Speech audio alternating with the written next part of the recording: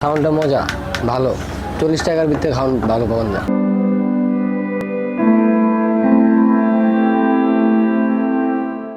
দর্শক, আমার পেছনে যে খাবারের হোটেলটি দেখতে পাচ্ছেন এটি হচ্ছে ভাসমান হোটেল। এখানে মাত্র 30 টাকায় ভরপেট খাবার খাওয়া যায়। চলুন দেখি এই হোটেলে কি কি খাবার পাওয়া যায়।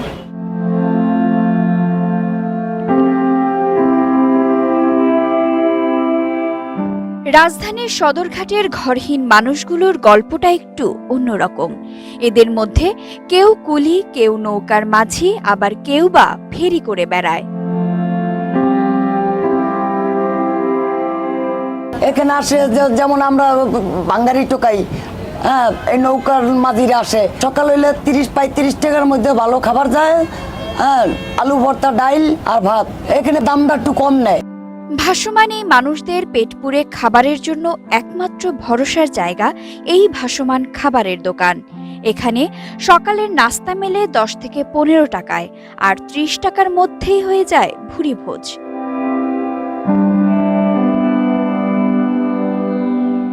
ভাত, ডাল, ডিম, নানা পদের মাছের তরকারি নিয়ে পসরা সাজিয়ে বসে থাকেন দোকানি।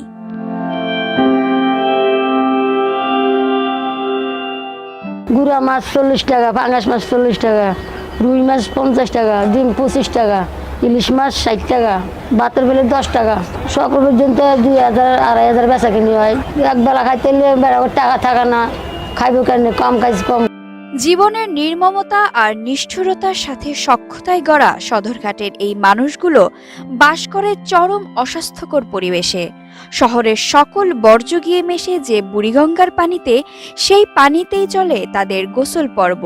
গোসল সেরেই দুপুরের খাবার খেতে চলে আসেন ছোট্ট এই নৌকাটিতে।